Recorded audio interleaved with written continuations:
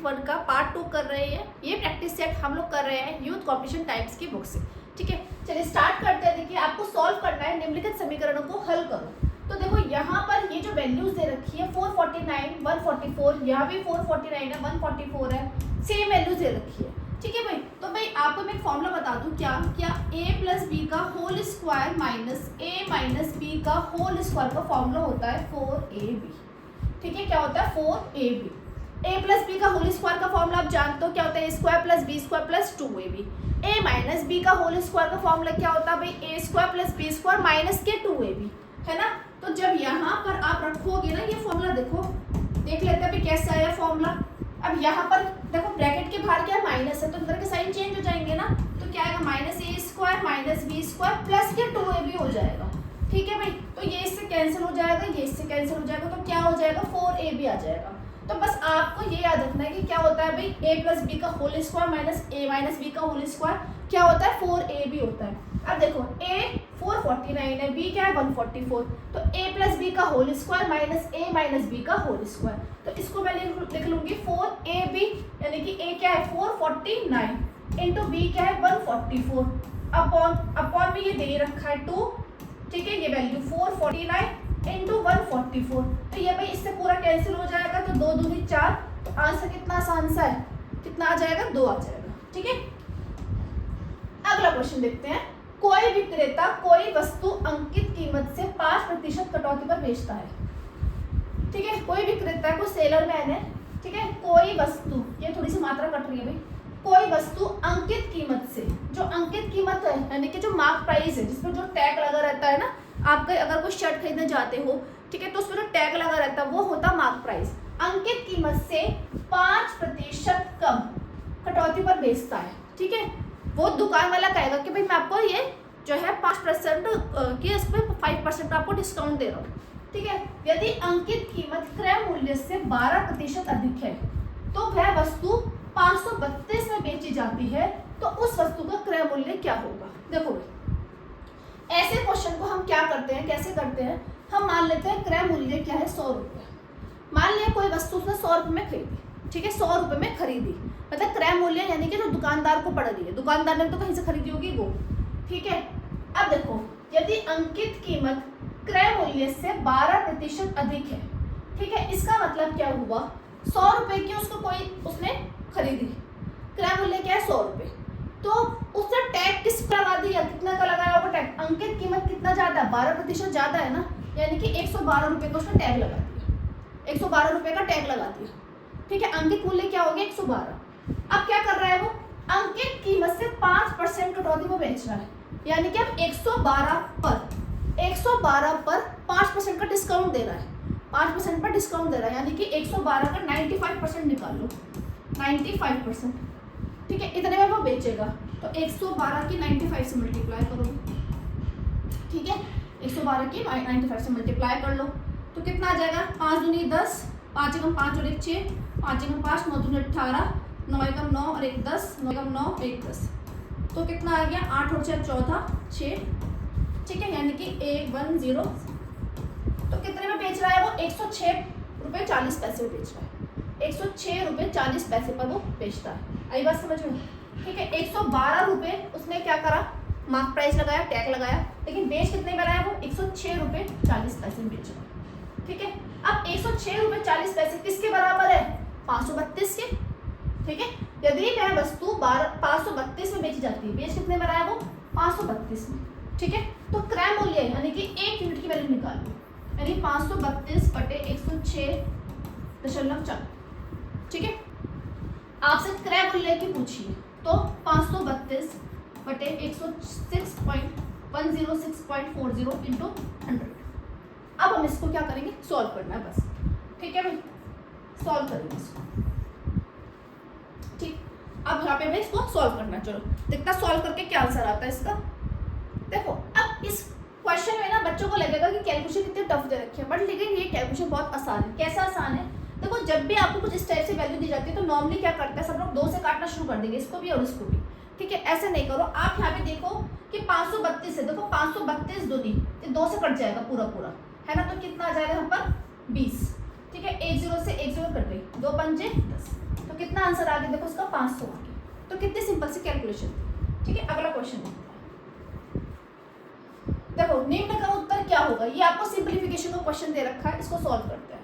तो चलो भाई सॉल्व करते हैं। यहाँ पे लिखती हूँ मैं 3, अब भाग का साइन है यहाँ पर, तो अपॉन 11 गुणा 22 बटे 6, ठीक है, माइनस, ठीक है, 9 बटे 12 गुणा 12 बटे 3 प्लस 25 बटे 11 गुणा 22 बटे 10। अब देखो आपको ना एग्जाम में क्वेश्चन ही ऐसे दिए जाते हैं कि वो वैल्यूज कट जाते हैं। देखो 11 दूनी 22, 3 दूनी 6, 2 से 2 कट गया, कितना आया यहाँ पे 1, ठीक है, ऐसे 4 दिया 12, 3 से 3 कट गया, कितना आया यहाँ पर 9 प्लस 11 दूनी 22, ठीक है, 2 पंजे 10, 5 पंजे 25, कितना आया यहाँ पे 5।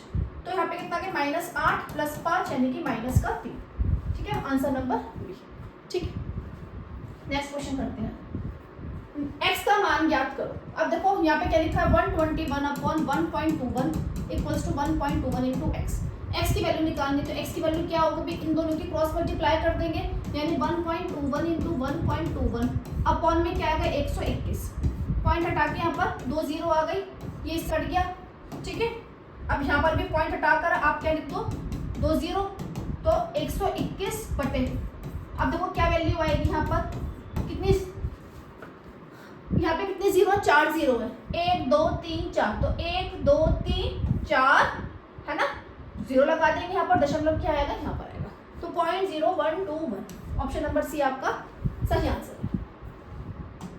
नेक्स्ट क्वेश्चन है, देखो भाई 10 स्क्वायर 11 स्क्वायर और 12 स्क्वायर, इसका आपको एलसीएम निकालना है। एक तरीका तो ये है कि 10 स्क्वायर को क्या लिखोगे 100, फिर 121, फिर 144, ठीक है, जो बच्चों वाला तरीका होता है, जैसे 100 121 144 है ना, होता है ना, फिर आप जाते हो फिर 2 से करते हो 250 आगे यहाँ पर, ठीक है, थोड़ा सा टाइम टेकिंग होता है।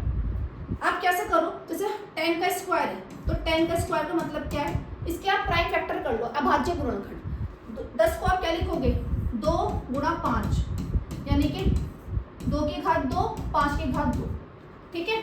11 को क्या लिखोगे, 11 का स्क्वायर 11 इंटू 11, ये लिखोगे ना, ठीक है। 11 का स्क्वायर को क्या लिखेंगे, 11 को 11 ही लिखेंगे, तो 11 की घात 2 ही आ जाएगी। अब 12 का स्क्वायर है, 12 को क्या लिखोगे भाई 2 गुणा 3 का स्क्वायर, ठीक है, यानी कि कितना आ जाएगा यहाँ पर 2 की पावर 2, 2 की पावर 2, 3 की पावर 2, सही है। अब हमें क्या लेना है, एलसीएम लेना है इनका, हमें क्या लेना है लघुत्तम समापत्ति है।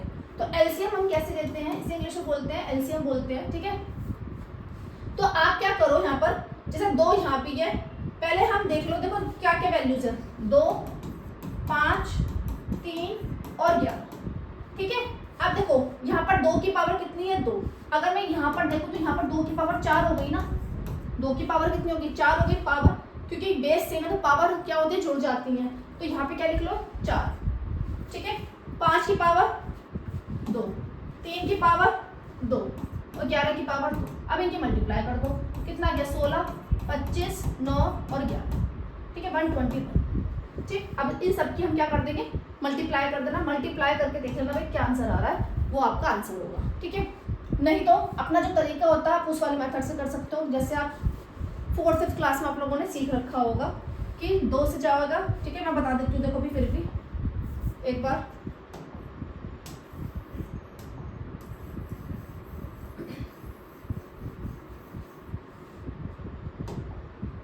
जैसे 100 121 144, तो 2 से जाएगा ये कितना आएगा 250, यहाँ पर 121 नहीं जाएगा, यहाँ पे कितना आएगा 2 7 14 2 दूनी 4, फिर से 2 से जाएगा कितना आएगा 25, 121 ऐसे एज इट इज रखोगे, 2 3 6 2 6 का 12, फिर से 2 से जाएगा ये 25 को एज इट इज रखते हैं, 121 को एज इट इज रखते हैं, 36 को यहाँ पे कितना आएगा 18, फिर से 2 से जाएगा ये, ठीक है 2 रिमा 18, फिर से 3 से जाएगा ये 25 को एज इट इज रखेंगे, 121 को 3 दिया 9, फिर से 3 से जाएगा, ठीक है, फिर किससे जाएगा 5 से, फिर 11 से, फिर हम सबके क्या करते हैं मल्टीप्लाई गुणा कर देते हैं, गुणा करके देख लेना आपका कौन सा आंसर आ रहा है। बहुत ही सिंपल सा क्वेश्चन है, बट कभी कभी आ जाता है ऐसा क्वेश्चन। अब देखो भाई अगला क्वेश्चन, 2 ऐसी संख्याएं जिनका अनुपात 2:7 है, यदि उनमें से प्रत्येक में 4 जोड़ दें तो मान लेते हैं संख्या हमारी क्या है 2x और 7x, है ना, अनुपात की बात कर रहे हैं क्योंकि। तो दो संख्याएं जिनका अनुपात 2:7 है, तो मान लेते हैं पहली संख्या 2 क्या हो गई 2x और दूसरी संख्या क्या हो गई 7x। अब दोनों में हमने क्या क्या जोड़ दिया भाई 4, यहाँ भी और यहाँ भी, तो अनुपात क्या हो जाता है 4:9 हो जाता है। क्रॉस मल्टीप्लाई कर दो, ठीक है, सिंपल से। तो 9 की मल्टीप्लाई से कर दोगे तो कितना आएगा 9 दूनी 18x, 9 चौक 36, ऐसी 7 चौक 28x प्लस 4 चौक 16, ठीक है। तो कितना आ जाएगा भाई यहाँ पे 20 आ जाएगा और 28x प्लस 18x किया कितना आ गया आपका 10x, ठीक है। तो x के मान कितना आ गया 2, x का मान आया ये।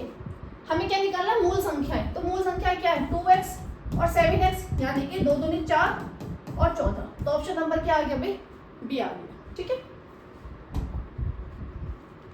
देखो भाई यदि ब्याज 20% वार्षिक दर से वार्षिक रूप से संयोजित होता है तो ज्ञात करें कि 3 वर्ष के बाद 2500 रुपए की राशि कितनी हो जाएगी 20% वर्ष की दर से।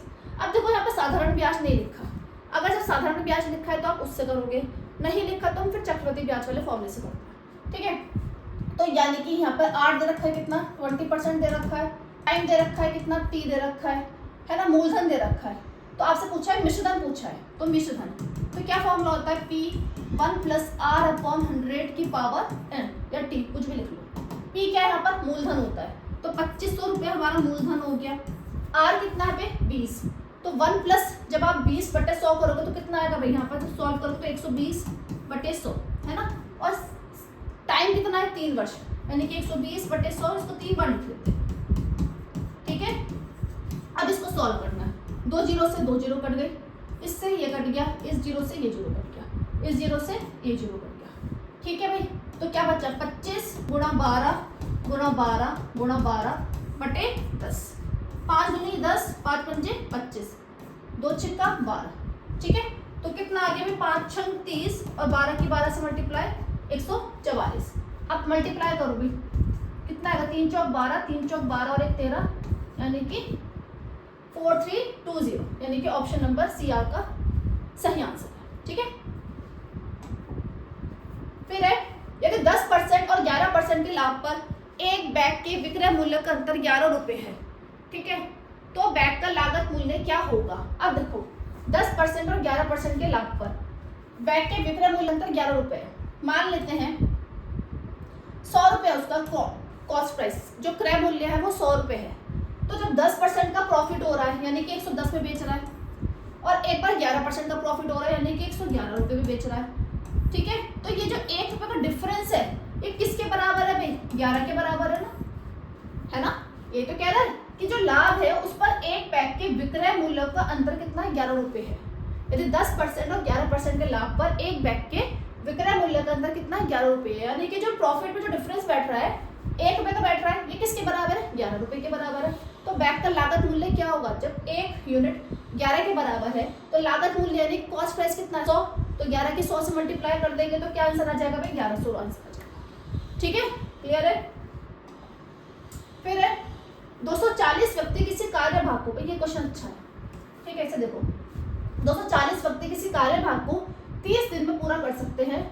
12 दिन तक कार्य करने के पश्चात 80 व्यक्ति कार्य छोड़कर चले गए, संपूर्ण कार्य कितने दिनों में पूरा होगा। अब देखो ये कैसे करेंगे, यहाँ पे दे रखा है कि 240 व्यक्ति हैं किसी कार्य भाग को, ठीक है, मान लिया कोई कार्य भाग 1 है पूरा, हम 1 मानते हैं, तो 240 आदमी 30 दिन तक कितना काम करते हैं 1 काम करते हैं, ठीक है। यानी 240 आदमी 1 दिन में कितना काम करेंगे 1/30 भाग करेंगे, है ना। भाई 240 आदमी है वो 30 दिन तक कोई काम कर रहे हैं, 30 दिन तक उन्होंने कोई 1 काम करा, तो 1 दिन में उन्होंने कितना काम करा होगा 1/30, ठीक है। 12 दिन तक काम करा, 12 दिन तक काम करा 240 आदमी ने, है ना। तो यानी 12 दिन तक कितना काम करेंगे 1/30 × 12, ठीक है। तो 6 दूनी 12 यानी कि 2/5 भाग, 2/5 भाग उन्होंने कर लिया 12 दिन में। 240 आदमी ने 12 दिन में कितना भाग काम कर लिया 2/5 भाग। अब बचा कितना है, बचा कितना 3/5, 1 में से 2/5 माइनस कर देंगे कितना आ गया 3/5 भाग शेष है। ये जो काम है ये शेष है, कितना काम बच रहा है, ये कौन करेगा, कौन करेगा। देखो क्या लिखा 12 दिन तक कार्य करने के बाद 80 आदमी काम छोड़कर चले गए। 80 आदमी, 240 में से 80 आदमी छोड़कर चले गए। कितने बच्चे? 160। अब 160 आदमी, ये जो 3/5 भाग बच रहा है उसको करेंगे। तो आपसे पूछा है कि कार्य कितने दिन में पूर्ण होगा। ठीक है, तो फॉर्मूला होता है m1 d1 upon w1 equals to m2 d2 upon w2। अब 240 आदमी ने कितने दिन तक करा? 12 काम, 12 दिन तक काम करा। कितना काम करा है? 2/5, 2/5। आपसे पूछा है बचे हुए आदमी कितने? 160। कितने दिन तक करेंगे हमें बताना है। कितना काम करेंगे? 3/5। ठीक है भाई, 3/5, ये 5 लिखा है। ठीक है, मेरी राइटिंग थोड़ी गंदी सी है। ठीक है, 3/5। चलो अब इसको सॉल्व करते हैं। तो 240 गुणा 12/2, ये 5 ऊपर चला जाएगा। ठीक है, बराबर 160 गुणा d2। अब ऐसे यहाँ पर 3/5 है ना, तो 5 ऊपर चला जाएगा। ठीक है, अब हम इसकी वैल्यू निकालिए, सॉल्व करना है। तो 2 छिक्का 12, सही है। और यहाँ पे कितना आ जाएगा भाई? चलो 240 गुणा 6 गुणा 5 बराबर 160 गुणा d2 इंटू 5। ठीक है, 3 को भी मैं इधर ले जाती हूँ, 3 को भी मैं इधर ले जाती हूँ और अपॉन में 160 गुणा 5 ये कर देती हूँ, है ना। यहाँ पे इसको पूरा काट के मैं क्या लिख देती हूँ? यहाँ पर d2, यहाँ पर क्या जाएगा? d2 आ जाएगा। ठीक है, अब सॉल्व करते हैं भाई। 5 से 5 कट गया, 5 से 5 कट गया, 0 से 0 कट गया। ठीक है, 8 दूनी 16, 8 तिया 24, 2 तिया 6। ठीक है, तो कितना आ गया भाई? यहाँ पर कितना बच रहा है? 3 तिया 9, 9 तिया 27। तो आंसर कितना है? Option number A 27। क्लियर हो गई बात? एक बार फिर से देख लेते हैं। देखो 240 आदमी किसी काम को 30 दिन में पूरा करते हैं। तो 240 आदमी 30 दिन में एक काम करते हैं। तो 240 आदमी एक दिन में कितना भाग करेंगे? 1/30 भाग करेंगे। उन लोगों ने 240 आदमी ने 12 दिन तक काम किया है। तो 12 दिन में वो कितना काम करेंगे? 1/30 गुणा 12, यानी कि 2/5 भाग वो कर लिए हैं। कितना काम बचा? 1 में से 2/5 माइनस कर देंगे, यानी कि 3/5 भाग अभी शेष रह गया है। वो कौन करेगा? क्योंकि 80 आदमी छोड़कर चले गए ना। अब बचे कितने? 160। अब वो 160 आदमी उस 2/5 भाग को पूरा करेंगे। तो किस फॉर्मूले से लिखा है करेंगे हम? m1 d1 upon w1 equal to m2 d2 upon w2। अब वैल्यूज रख दो। m1 क्या है? 240, d1 क्या है? 12। 12 दिन में उन्होंने कराया ना, कितना? 2/5। 160 आदमी कितने दिन में करेंगे? d2 में कितना काम? 3/5। बस सॉल्व करना है और वैल्यू निकालनी है। क्लियर है? अब देखो किसी आभूषण में सोने तथा तांबे का अनुपात 3:2 है। तो आपसे पूछा है क्या कि सोने का प्रतिशत कितना है। तो देखो 3:2 दे रखा है, किसका? सोने तथा तांबे का। सोने का प्रतिशत पूछा है तो 3, ये सोना हो गया और ये वाला तांबा हो गया। तो 3 अपॉन में क्या करेंगे? इन दोनों का योग। ठीक है, 3/5 गुणा 100। बहुत सिंपल सा क्वेश्चन था। तो कितना आ जाएगा यहाँ पर आपका? 5 से काट दो, कितना आ गया? 60%। ठीक है, 60%। अगर तांबे का पूछेंगे तो क्या आएगा भाई? 2 क्योंकि तांबे का कितना रेशियो है? 2 है ना, तो अपॉन में क्या आएगा? 5 ही आएगा। ठीक है, क्योंकि अपॉन में क्या होता है? जो इनका योग होता है वो लिखते हैं अपॉन में। अगला क्वेश्चन, एक ट्रेन 48 किलोमीटर प्रति घंटा की गति से अपनी यात्रा 10 घंटों में पूर्ण कर सकती है। यदि इतनी ही दूरी 8 घंटों में तय करनी हो तो ट्रेन की गति क्या होनी चाहिए? अब देखो दूरी का 4 बराबर क्या फॉर्मूला होता है भाई? दूरी बटे समय। दूरी का फॉर्मूला क्या हुआ? 4 गुणा समय। दूरी बराबर 4 गुणा समय। ठीक है, अब दूरी सेम है, यहाँ पर दूरी क्या है? सेम है। ठीक है, यानी कि 4 क्या है? v1 into t1 equals to क्या है? v2 into t2। ठीक है, 4 क्या है? पहले 48, t1 कितना काम? कितने घंटों में? 10 घंटों में। v2 आपसे पूछा है कितने घंटों में? 8 घंटों में। ठीक है भाई, तो 48 गुणा 10 बटे 8, यानी 8 × 48। तो कितना आंसर आ गया भाई? 60 किलोमीटर प्रति घंटा, 60 किलोमीटर पर आवर। ठीक है, बहुत सिंपल सा क्वेश्चन था। नेक्स्ट क्वेश्चन देखिए, एक टंकी में 2 नल लग रहे हैं। एक टंकी में 2 नल लगे हैं जो इसे क्रमशः 10 घंटों 15 घंटों में भर सकते हैं और एक नल पूर्णतः भरी टंकी को 12 घंटों में खाली कर सकता है। देखो जो ये पाइप एंड सिस्टम वाला चैप्टर होता है ना, पाइप और टंकी वाला, ये सेम टाइम एंड वर्क वाला जो चैप्टर होता है उसकी तरह से हम सॉल्व करते हैं। कैसे करेंगे इसमें, मान लेते हैं ए बी सी, 3 नल है। ए और बी 2 नल तो वो है जो टंकी को भर रही है, और सी ये तीसरा नल है जो टंकी को खाली कर रहा है। ठीक है, कितने घंटों में भरता है, 10 घंटों में। बी भरता है 15 घंटों में भर सकते हैं। अब जो एक नल है पूर्णतः भरी हुई टंकी को 12 घंटों में ये खाली करता है। ये जो है 12 घंटों में खाली कर रहा है। ठीक है, अब सबसे पहले हमारा काम क्या होता है, जैसे हम टाइम एंड वर्क में हम क्या निकालते हैं, टोटल वर्क एलसीएम लेके, ऐसे ही यहाँ पर हम क्या निकालते हैं, उस टंकी की कैपेसिटी, उस टंकी की क्षमता कि उस टंकी में कितना पानी आएगा। तो तीनों का हम एलसीएम लेंगे, 10, 15, 12 का एलसीएम क्या लेंगे, आया हमारा 60। ठीक है, अब देखो जब ए नल है वो 10 घंटे में पूरा भरता है, तो 1 घंटे में, भाई एक टंकी है उसमें 60 लीटर पानी आता है और 10 घंटे में वो पूरा भर लेता है। इसका मतलब क्या हुआ, 1 घंटे में उसने कितना पानी भरा होगा, 60/10 यानी कि 6। ऐसी बी ने कितना भरा होगा 1 घंटे में, 60/15 यानी कि 4। अब बी जो सी है ये खाली कर रहा है टंकी को, इसको माइनस से रिप्रेजेंट कर दो ताकि पता लग जाए कि ये टंकी को खाली कर रहा है। 12 घंटों में खाली कर देता है। टंकी में पानी कितना है, 60 लीटर, 12 घंटों में खाली कर देगा, तो यानी कि 1 घंटे में कितना पानी निकालेगा, 60/12 यानी कि -5। बात समझ में आ गई। अब देखो अगर हमने, अब देखो क्या लिखा है यहाँ पर, यदि खाली टंकी हो गई है, टंकी के तीनों नलों को एक साथ खोल दे। अब टंकी खाली है, अब हमने ए को भी खोल दिया, बी को भी खोल दिया और सी को भी खोल दिया, तीनों नलों को एक साथ खोल दिया। तो आपसे पूछा है कि पानी टंकी को पूरा भरने में कितना टाइम लगेगा। अब देखो ए जो है वहां से पानी आ रहा है टंकी में, बी से भी पानी आ रहा है, लेकिन जो सी पाइप है, जो सी नल है, उसमें से पानी निकल रहा है, टंकी को वो खाली कर रहा है। तो देखो यानी कि एक साथ अगर मैं तीनों को खोल देती हूँ तो कितना पानी आएगा, देखो 6 और 4 10 लीटर पानी आया, 5 लीटर पानी किसने निकाल लिया, इस थर्ड वाले नल ने। बात समझ में आ रही है, 6 + 4 10, 10 - 5 यानी कि 5। तो अगर हम एक बार अगर इनको खोलते हैं तीनों को एक साथ, तो एक यानी कि 1 घंटे में कितना पानी आएगा, उसमें 5 लीटर पानी आएगा। ठीक है, अब टंकी कितनी है, टंकी में पानी कितना है, पानी कितना आ सकता है 60, 1 घंटे में पानी कितना रहा है 5, तो पूरा भरने में उसको कितना टाइम लगेगा, 60/5 यानी कि 12 घंटे। ऑप्शन नंबर सी आपका सही आंसर है। ठीक है, फिर घड़ी की सुइयां एक दिन में कितनी बार एक दूसरे के लंबवत होती है। देखो जो घड़ी की सुई होती है, याद रखो कि 12 घंटे में 22 बार लंबवत होती है। ठीक है, यानी कि संपूर्ण आती है, इसको लिख लो। ठीक है, क्योंकि जो घड़ी की सुई होती है वो 12 घंटे में एक दूसरे के 22 बार लंबवत होती है। ठीक है, तो यानी कि 1 घंटे में कितनी बार लंबवत होगी, 22/12। अब एक दिन की पूछा है यानी कि 24 घंटे में, तो 22/12 × 24, तो कितना आ जाएगा, 12 दूनी 24 यानी कि 44 बार इसका आंसर।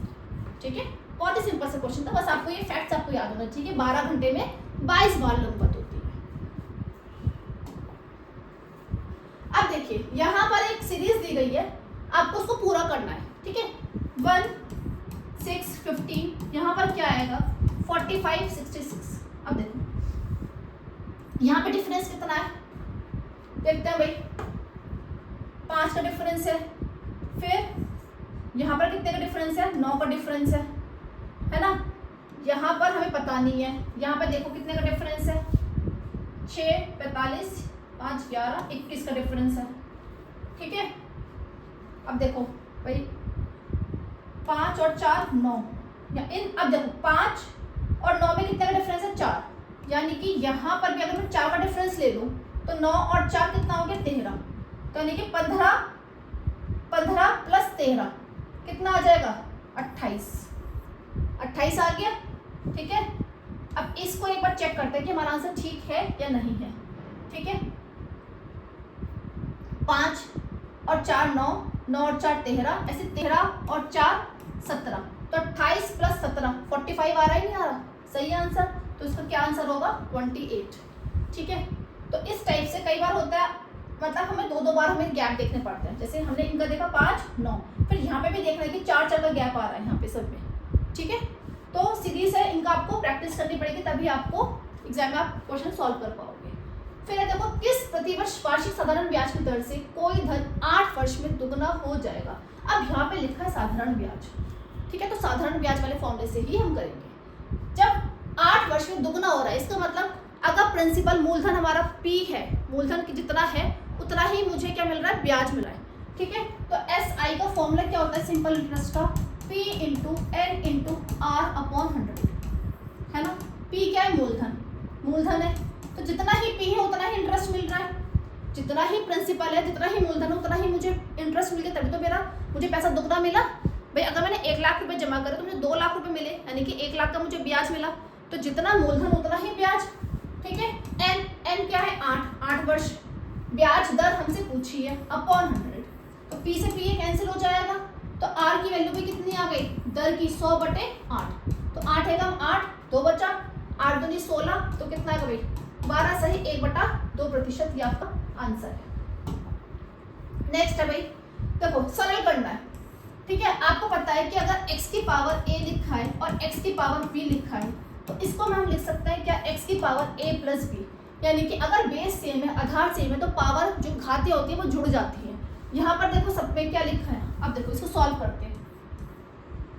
x की पावर b अपॉन x की पावर c, ठीक है, पावर a है यहाँ पर, ऐसी x की पावर c अपॉन x की पावर a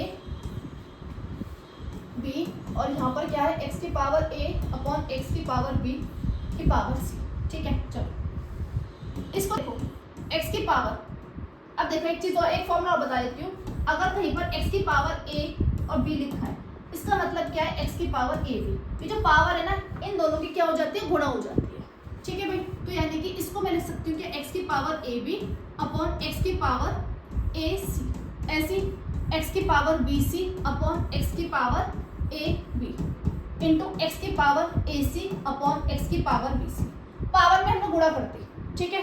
अब देखो इसमें कुछ करना ही नहीं, सीधा कोई ये कैंसिल हो गया, एक्स की पावर बी सी इससे कैंसिल हो गया और ये इससे कैंसिल हो गया, तो क्या आ गया, 1 आ गया आंसर। बहुत ही सिंपल सा क्वेश्चन है, सिंपली अलजेब्रा के क्वेश्चन भी कुछ कभी कभी बहुत ही सिंपल से आ जाते हैं। अब देखो भाई इसको हल करना है, सिंप्लीफिकेशन का क्वेश्चन है, हल करना है, ठीक है। चलो भाई इसे हल करते हैं। 7 दूनी 14 और 1 15, तो 15/2 माइनस 4 दूनी 8 और 1 9, 9/4, ठीक है। अब डिवीजन का साइन लग रहा है, 4 एकम 4 और 1 5/4 माइनस 1/2। अब पहले तो वो ब्रैकेट है ना, पहले कौन सा ब्रैकेट सॉल्व करता हूँ, जो छोटा ब्रैकेट होता है, यानी कि इस वाले को सॉल्व करेंगे, ठीक है। तो 2 एकम 2 और 1 3, 3/2 माइनस 1/3 माइनस 1/6,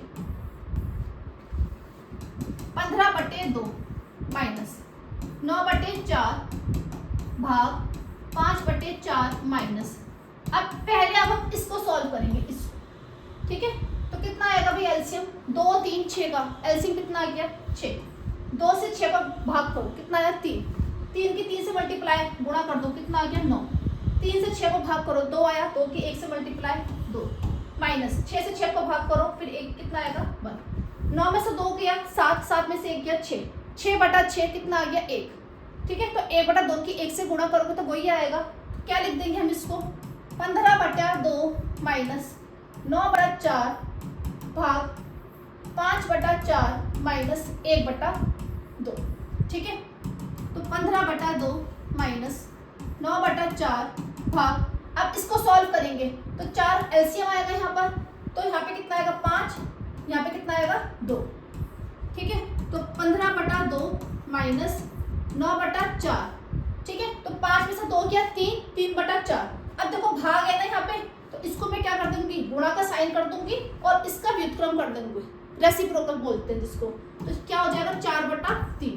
पता है ये चीज मैथ्स का रूल है ना, कि इसका जो भाग होता है डिवाइड का उसको मैं बढ़ा दूंगी गुणा, और इसका क्या कर देंगे उल्टा कर देंगे, जैसे 3/4 था ना तो उसको मैं लिख दूंगी 4/3, ये इससे कैंसिल हो गया और 3 3 9, तो कितना आ गया 15/2 माइनस 3। अब एलसीएम ले लो 15, यहाँ पे कुछ नहीं है तो 1 मान लूंगी, 102 को भाग करो 2, 2 3 6, तो 15 में से 6 गए 9, यानी कि 9/2, ठीक है, 9/2। अब देखो, अब आप कहोगे 9/2 तो आ नहीं रहा, देखो ये तो रहा, 2 चौका 8 और 8 है, 8 और 1 9, 9/2 यानी कि ये आंसर। आगे बात समझ में? अरे इसको मिक्स फ्रैक्शन में कन्वर्ट कर लो, ठीक है, तो कितना आएगा, 4 सही 1/2। 3 अंकों की कितनी संख्या है जो 17 से विभाज्य है? बड़ा ही अच्छा क्वेश्चन है, ठीक है। देखो 3 अंकों की कितनी संख्या, 3 अंक यानी कि 100 से ऊपर, 100 से ऊपर कौन सी संख्या होगी, 102 है ना। 17 की पढ़ा पढ़ो, 17 पंजे 85, 17 छिक्का 102, 17 सत्ते 119। अब जो भी होगी आखिर के जो 3 अंकों की सबसे बड़ी संख्या कौन सी होगी जो 17 से विभाज्य है, वो 1000 से छोटी होगी, है ना। अब हमें नहीं पता कौन सी है, तो कोई बात नहीं, निकाल लेते हैं। कैसे? 1000 को भाग करो 17 से, 17 पंजे 85, कितना बचा 15, ठीक है। 17 सत्ते 119, ठीक है। 17 अट्ठे कितना जाएगा, 17 अट्ठे 136, सही है। कितना बचा, 14। अब ये 14 बच रहा है, इसका मतलब क्या है, ये जो 14 बच रहा है यानी 14 शेष बच रहा है ना, मीन्स 1000 में से अगर मैं 14 माइनस कर दूं, 1000 में से 14 माइनस कर दूं तो जो संख्या आएगी वो 17 से विभाजित होगी। बात समझ में आ रही है? 1000 में से जब मैंने 1000 को 17 से मैंने भाग करा तो 14 मुझे शेष बचा, यानी कि 14 फालतू है, तो 1000 में से मैं 14 निकाल दूं। जब 14 निकाल दूंगी तो क्या आएगा, 286 है ना, 286 आएगा। तो 286 यानी कि 986, ठीक है, 986। तो 986 जो होगी वो क्या होगी, वो 17 से विभाजित होगी, ठीक है।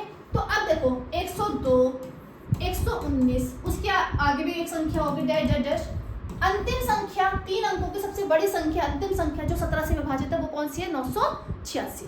अब देखो ये समानांतर श्रेणी बन गई, एपी सीरीज बन गई। एपी सीरीज कौन सी सीरीज होती है, ऐसी सीरीज जिसमें जो डिफरेंस होते हैं यानी कि समांतर, यानी कि दूसरा पद और पहले पद का अंतर, तीसरा पद और दूसरे पद का अंतर, चौथा पद और तीसरे पद का अंतर, वो क्या है, बराबर होता है, उसे हम बोलते हैं समानांतर श्रेणी एपी सीरीज, ठीक है। अब इसमें हमें क्या निकालना है, कितनी संख्या है, नंबर ऑफ टर्म्स निकालने हैं, पदों की संख्या निकालनी है। तो फॉर्मूला क्या होता है भाई, क्या फॉर्मूला होता है कि a plus n minus 1 into tn, tn क्या है, आखिरी पद, tn क्या है, आखिरी पद, यानी कि 986 बराबर a क्या है, पहला पद, पहला पद क्या है 102, n क्या है, पदों की संख्या जो कि हमें निकालनी है, d क्या है, सारवंतर डिफरेंस, कितना अंतर है संख्याओं में, कितना अंतर है, 17 का अंतर है ना, ठीक है। अब बस n की वैल्यू निकालनी है, सॉल्व करनी है। तो 986 में से 102 जो है इधर माइनस में चला जाएगा, तो कितना आ गया, 17n माइनस 17, ठीक है। तो 986 में से 102 माइनस करो, कितना बचा, 6 में से 2 गया 4, 8, 884, ठीक है। अब ये जो 17 है ये माइनस का इधर जाके प्लस का हो जाएगा, बराबर 17n, ठीक है। तो 884 प्लस 17 कितना आ जाएगा, 7 और 4 11, 8 और 1 9 और 1 10, 901। तो 901 यानी कि 17n बराबर 901, तो n का मान निकालो 901/17, ठीक है। 17 से इसको भाग करो 901 को, 17 पंजे 85 बचा 5, 17 तिया 51, यानी कि कितना आ गया भाई, 53 पद आ गया, कितना आ गया, 53 पद। क्लियर होगी बात? देखो ये है क्वेश्चन, ठीक है। देखो ऐसे में जो ये जो क्वेश्चन से रखे होते हैं बच्चे इतनी पूरी वैल्यू लेंगे, या तो देखो इसमें ऊपर लिखा रहता है कि अनुमानित मान बताइए, अनुमानित यानी कि लगभग में, ठीक है। तो नहीं भी है तो भी आपको लगभग में ही लेना, क्योंकि ऑप्शन पे कहीं भी आपको डेसिमल नहीं दिखाई दे रहा, दशमलव आपको नहीं दिखाई दे रहा। तो 26.003 इसको आप क्या मानोगे, 26 मानोगे अनुमानित, 37.99 इसको आप मानोगे 38, माइनस ऐसे 309.010 इसको आप मानोगे 309, ठीक है।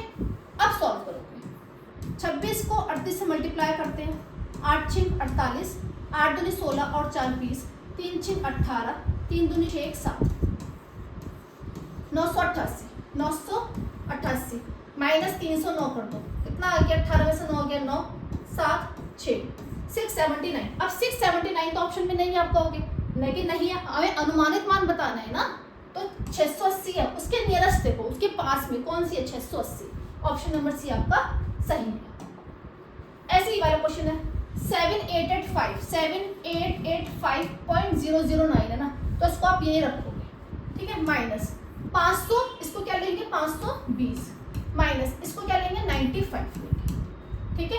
सॉल्व कर लोगे, इन दोनों को जोड़ लेंगे तो कितना आ जाएगा 7885 माइनस माइनस माइनस प्लस होता है तो ये दोनों जुड़ जाएंगे, कितना आ जाएगा 5 है ना, 0 + 5 5, 9 और 2 11, और यहाँ पे कितना आ गया 600।